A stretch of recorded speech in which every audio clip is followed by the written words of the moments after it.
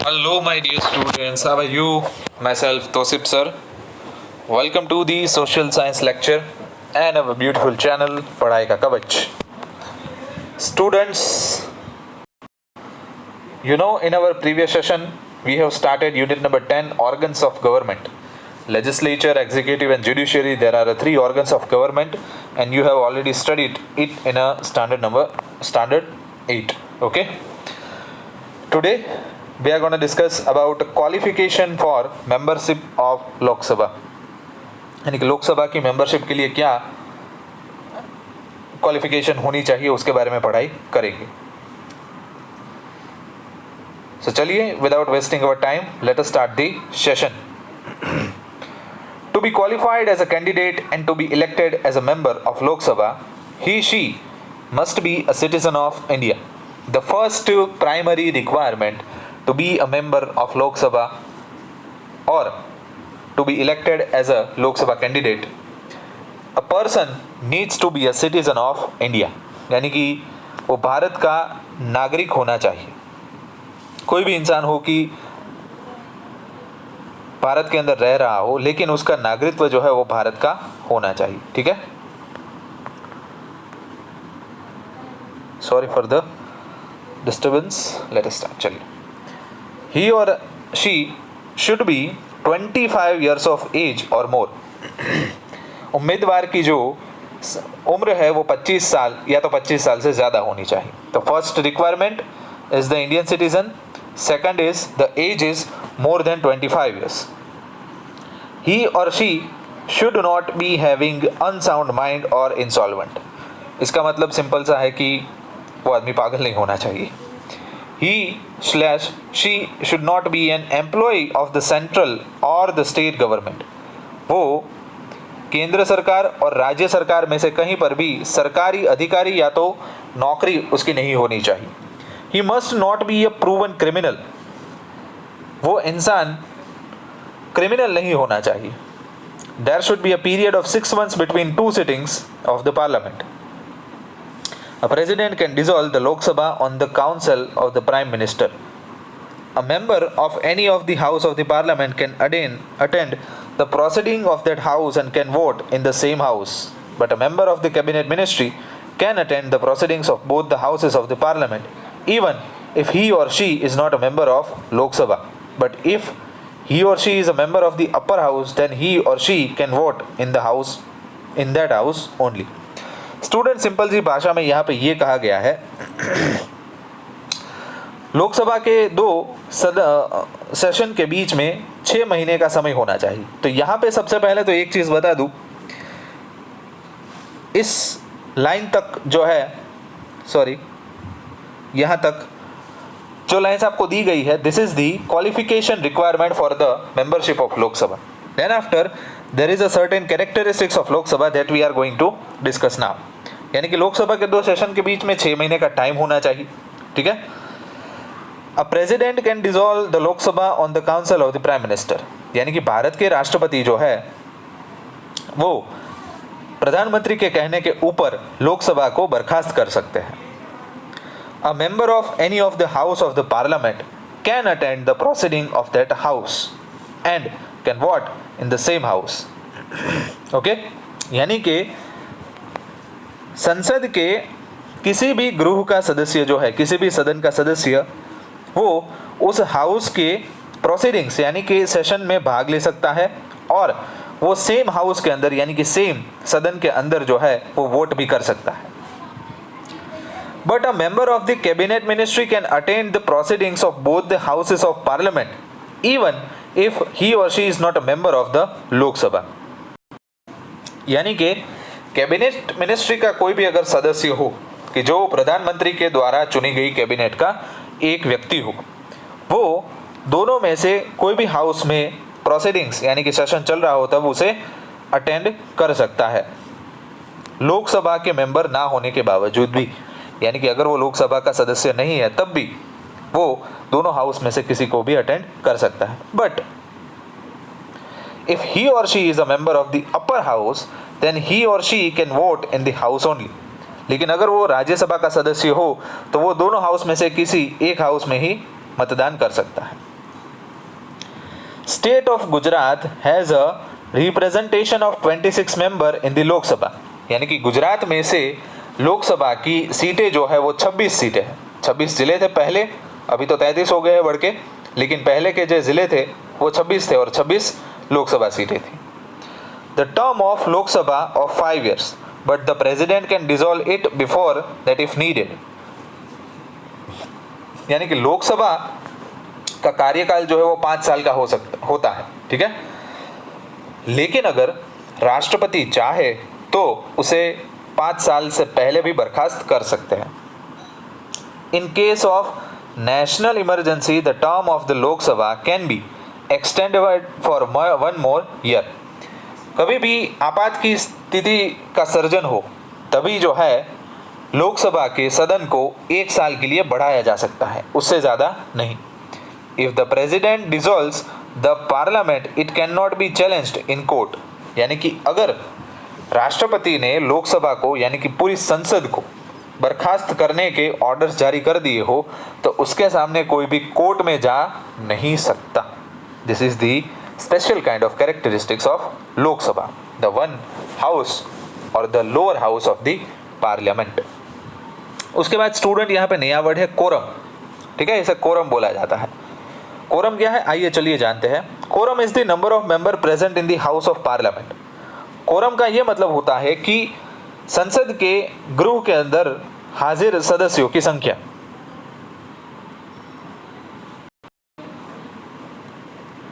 It is the number of member present and working in the house out of the total number of members of that house, यानी कि सदन के कुल सदस्यों में से हाजिर जितने सदस्य हैं उनकी संख्या। The minimum quorum of the Lok Sabha should be 1/10 out of 545 members, means 55 should be present. Similarly, the minimum quorum of the Rajya Sabha 2 should be 1/10 of the 250 members. 25 should be present. यानी कि सिंपल सी भाषा में student समझिए, लोकसभा के 545 सदस्य हैं, ठीक है।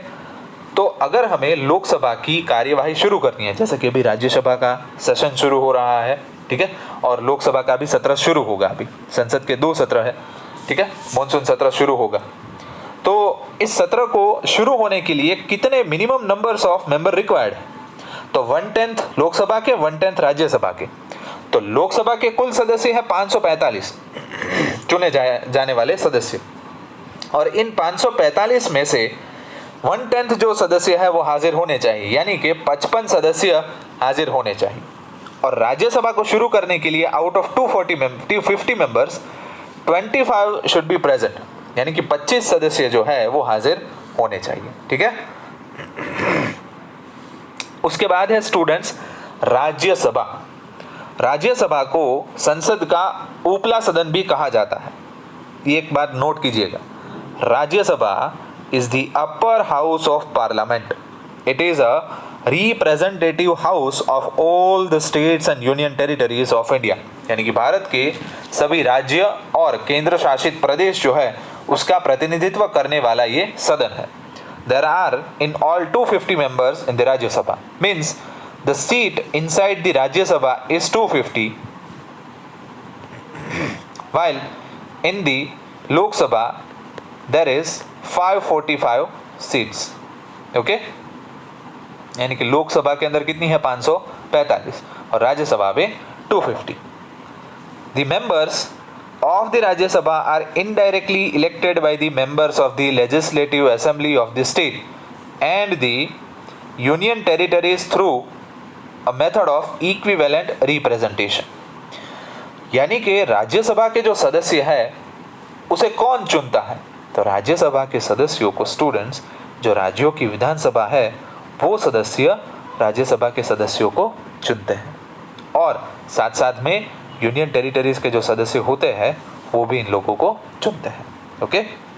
इन all 238 members of the Rajya Sabha, देखो 238 आ गया, how many numbers are present in the Rajya Sabha, 250. So why it is 238, sir? Let me tell you. Rest 12 members are nominated by the president of India, यानी कि भारत के राष्ट्रपति के पास एक विशिष्ट सत्ता है कि जिसके अंतर्गत वो राज्यसभा में 250 में से 12 सदस्यों को नॉमिनेट अपनी तरफ से कर सकते हैं, यानी कि उसको 12 मेंबर्स को जो है वो अपनी तरफ से नियुक्त कर सकते हैं, यानी कि 238 मेंबर्स का ही इलेक्शन होता है। This nominated members should be having a special knowledge or practical experience with respect to literature, science, arts, culture and sports and social service। यानी कि जो भी राष्ट्रपति के द्वारा चुने गए सदस्य हैं वो कलाओं या तो खेल कूद के विशिष्ट क्षेत्र के अंदर उनका प्रदान जो है वो बहुत ही अच्छा होना चाहिए, जैसे कि सचिन तेंदुलकर है, हेमा मालिनी जी है कि जो फिल्म क्षेत्र के अंदर बहुत अच्छा योगदान है। सचिन तेंदुलकर का स्पोर्ट्स के अंदर ज्यादा योगदान है, तो उनको राष्ट्रपति के द्वारा नियुक्त किया गया है राज्यसभा के सदस्य के तौर पे। No person can be a member of both house simultaneously, यानी कि कोई भी सदस्य जो है वो दोनों गृह का, दोनों सदन का सदस्य नहीं हो सकता। ईदर ही और she should be a member of Lok Sabha or he or she should be a member of Rajya Sabha. Okay, he or she is not allowed to be a member of Rajya Sabha and Lok Sabha. चलिए, then after qualification for membership of Rajya Sabha, राज्य सभा के सदस्य होने के लिए क्या qualifications होने की जरूरत होती है, ठीक है। To be qualified as a candidate and to be elected as a member of the Rajya Sabha, he or she must be a citizen of India, यानी कि भारत का नागरिकत्व तो होना ही चाहिए, वो नागरिक भारत का होना चाहिए, ठीक है। He or she should be a 30 years of age or more। तो देखो, लोकसभा के लिए 25 years की एज जो थी वो कंपलसरी थी, 25 या तो 25 से ज़्यादा, लेकिन राज्यसभा में ये जो एज है वो एज कितनी हो गई है, 30 या तो 30 से ज़्यादा, यानी कि 30 साल और 30 साल से ज़्यादा। He she must be not of unsound mind, insolvent और क्रिमिनल, ये मैंने आपको पहले ही बता दिया लोकसभा में जब डिस्कस किया तभी, ठीक है। ही और she should not be a government employ taking salary और holding any office of profit, यानी कि सरकारी अधिकारी नहीं होना चाहिए और सरकार में से कोई भी प्रकार की सैलरी उसको नहीं मिलती होनी चाहिए। State of Gujarat has the representation of 11 seats in the Rajya Sabha, यानी कि गुजरात में से राज्यसभा की 11 सीटें जो है वो रिजर्व है। Rajya Sabha is the permanent house, Rajya Sabha संसद का कायमी सदन है। It can not be dissolved but 1/3 of its member retire every 2 years and the same number of members are elected, यानी कि राज्यसभा जो है वो कभी भी बर्खास्त नहीं होती लोकसभा की तरह, लेकिन उसके जो 1/3 मेंबर है वो हर 2 साल पे रिटायर होते जाते हैं और जितने रिटायर होते हैं उतने ही अमाउंट में मेंबर सिलेक्ट होते हैं, इलेक्ट होते हैं, यानी कि चुने जाते हैं। Thus the tenure of the member of the Rajya Sabha is of 6 years, यानी कि जो भी राज्यसभा का सदस्य बनता है उसका कार्यकाल 6 सालों का होता है। However, the members are eligible for re-election and re-nomination। सदस्य जो है वो वापस इलेक्शन में भी खड़ा हो सकता है और अपना नाम भी लिखवा सकता है। Generally, both the houses of the parliament meets 3 times a year, यानी कि लोकसभा और राज्यसभा जो संसद के दोनों सदन है वो साल में 3 बार मिलते हैं। These meetings are called sessions। In meetings को क्या कहा जाता है, sessions. That is the budget session, एक होता है बजट सेशन, एक होता है मॉनसून सेशन जो अभी चल रहा है। राज्यसभा का और लोकसभा का अभी मॉनसून सेशन जो है वो भी चल रहा है, and the winter session, okay, यानी कि एक विंटर सेशन पहला, दूसरा मॉनसून और तीसरा बजट सेशन, ठीक है। The vice president of India by virtue और हिज ऑफिस हेल्ड्स द ऑफिस और चेयरमैन ऑफ राज्यसभा, यानी कि राज्यसभा के जो चेयरमैन होते हैं वो भारत के उपराष्ट्रपति होते हैं अपने डेजिग्नेशन के प्रभाव के कारण, यानी कि जो इंसान भारत का उपराष्ट्रपति होता है वो इंसान अपने डेजिग्नेशन की वजह से राज्यसभा का सभापति भी हो जाता है, ठीक है, chairman of Rajya Sabha. Whereas the vice chairman of Rajya Sabha is elected by the members of Rajya Sabha from among themselves only. Rajya Sabha का जो वाइस चेयरमैन है वो राज्यसभा के सदस्यों के द्वारा चुना जाता है। The first chairman of the Rajya Sabha was doctor Sarvepalli Radhakrishnan, जिसके सम्मान में शिक्षक दिन की जो है हम सेलिब्रेशन करते हैं, doctor Sarvepalli Radhakrishnan. He was the first chairman of Rajya Sabha, and indirectly he was the first vice president of India. Then after, the speaker of Lok Sabha, Lok Sabha के speaker. The main function of the speaker is to see that the proceedings of the Lok Sabha gets organized in a prescribed form. To maintain discipline, order and dignity of the houses are the topmost function. यानी कि जो भी लोकसभा का speaker बनता है उसका सबसे प्रमुख और मुख्य कार्य ये होता है कि लोकसभा एक ढांचे के तौर पे चले, उसके अंदर डिसिप्लिन मेंटेन हो और ऑर्डर और डिग्निटी जो है दोनों हाउस की वो अच्छी तरीके से बनी रहे, यानी कि संसद की गरिमा जो है वो बनी रहे। The members of the Lok Sabha elect their speaker and deputy speaker from among themselves. Lok Sabha के जो स्पीकर होते हैं और डेप्यूटी स्पीकर होते हैं वो लोकसभा के सदस्यों में से ही चुने जाते हैं। The speaker presides over the session of Lok Sabha and maintains control its functioning. The speaker expects discipline from the members in the Lok Sabha. The speaker is the protector of the dignity of the house. यानी कि सदन के अंदर, लोकसभा के सदन के अंदर discipline, शिस्त को मेंटेन करने का काम लोकसभा के स्पीकर करते हैं और लोकसभा की गरिमा को बनाए रखने का काम भी वही करते हैं। His decision in the house are final and conclusive. Speaker का जो निर्णय होता है वो सबसे आखिरी और कंक्लूसिव होता है, ठीक है। Speaker can belong to any of the political party or can even have a strong support of any political party. यानी कि जो स्पीकर होता है लोकसभा का वो कोई भी राजकीय पक्ष का सदस्य हो सकता है, but after being appointed as the speaker of Lok Sabha it is expected that the speaker carries out the proceedings of the parliament in a firm and impartial manner. लेकिन क्या कहा गया है कि अगर कोई भी व्यक्ति लोकसभा के स्पीकर के तौर पे चुना जाए तो उनसे ये अपेक्षित है कि वो लोकसभा के सेशन को निष्पक्ष तौर पे न्याय दे, यानी कि जिस पार्टी से वो बिलोंग करता है उसके तरफ ज़्यादा पक्षपात ना करे और जो विपक्ष है उसके साथ भी काफ़ी पक्षपात वलन ना रखे। By gaining a majority of the members of the Lok Sabha on a resolution to remove the speaker, with this a speaker can be removed from his post by giving a 40 days notice period. जैसे speaker की नियुक्ति भी उनके सदन के सदस्यों के द्वारा होती है, वैसे ही अगर स्पीकर को हटाना हो तो लोकसभा के सदस्य ही उनको 14 दिन का नोटिस पीरियड देके हटा सकते हैं। All the speeches and criticism in Lok Sabha is done by addressing the speaker only. The working in both the houses of the parliament can be carried out in either Hindi और इंग्लिश। यानी कि लोकसभा के अंदर जो भी हमें प्रश्न पूछने हैं, जवाब देने हैं, वो हमें स्पीकर को संबोधित करके देने होते हैं। कोई भी इंसान के ऊपर आप डायरेक्टली सवाल नहीं पूछ सकते या तो उनसे डायरेक्ट जवाब नहीं मांग सकते, हमें संबोधन स्पीकर को करना होगा। और सदन की जो कार्य व्यवस्था है वो 2 भाषाओं में चलती है, हिंदी और English. But a speaker can permit any member of Lok Sabha to speak in his own language in case he does not know English or Hindi. लेकिन अगर कोई व्यक्ति तमिलनाडु से आता है और उसको हिंदी या तो इंग्लिश नहीं आती है तो लोकसभा के स्पीकर जो है वो उनको ये छूट दे सकते हैं कि आप अपनी मातृभाषा के अंदर बोल सकते हो। If any member of the Lok Sabha remains absent for a continuous period of 60 days without informing the speaker, then his seat is declared as vacant.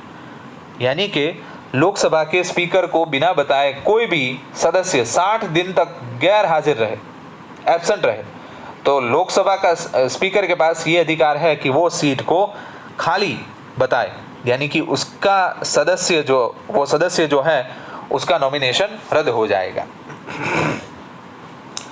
Then after casting vote, during any proceedings of the house there arise questions, matter or problem or discussions on any bill or act, and decision upon it is to be taken especially when the number of votes in favor or against the matter are equal in number.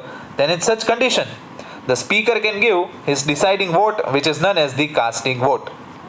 Simple सी भाषा में समझाता हूँ students कि अगर कोई bill, act, कोई भी समस्या या तो मैटर खड़ी हो, कोई सवाल पूछा जाए, उसके ऊपर वोटिंग करने की ज़रूरत खड़ी हो और ऐसी परिस्थितियों का निर्माण हो कि उस प्रॉब्लम के फेवर में भी जितने सदस्य हो उसके ओपोजिशन में भी उतने सदस्य हो, यानी कि अगर 200 लोगों ने वोट किया, उसमें से 100 लोग हाँ बोल रहे हैं, 100 लोग ना बोल रहे हैं, तब क्या करें? तो उस समय जो निर्णायक मत होता है वो लोकसभा के स्पीकर का होता है, यानी कि लोकसभा का स्पीकर जिसको भी वोट दे उसकी बहुमति से विजयी होती है। Apart from such situations the speaker can not vote. इसके अलावा लोकसभा के स्पीकर को वोट करने की सत्ता नहीं है। Shri Ganesh Vasudev Mavalankar was the first speaker of Lok Sabha. Lok Sabha के पहले स्पीकर जो है वो गणेश वासुदेव मावड़ंकर थे। In the absence of the speaker, the proceedings are conducted out by the deputy speaker. Deputy speaker की जो नियुक्ति की जाती है वो इसलिए की जाती है कि अगर लोकसभा के स्पीकर गैर हाजिर हो तो उसकी गैर हाजिरी में डेप्यूटी स्पीकर काम चला सके। In the absence of the speaker and the deputy speaker, the proceeding of Lok Sabha are conducted by speakers panel consisting of senior, experienced and who are familiar with the proceedings of the parliament, experts from different political parties. अब दोनों ही absent हो तो speaker और deputy speaker, तो ऐसे व्यक्तियों के panel से संसद को चलाया जाता है कि जो लोकसभा की कार्य व्यवस्था से अच्छी तरीके से जानकार हो। ठीक है, वो कोई भी पार्टी में से हो सकती है, कोई भी राजनीतिक पक्ष में से हो सकती है। ठीक है, तो यहाँ तक स्टूडेंट्स आज का हमारा सेशन रखते हैं। नेक्स्ट सेशन के अंदर कोई भी बिल कब कायदा बनता है उसके बारे में हम जानकारी लेंगे। ठीक है, चलिए तो यहाँ तक रखते हैं आज का lecture. In next lecture we will study in very detail about how bill become an act. Thank you.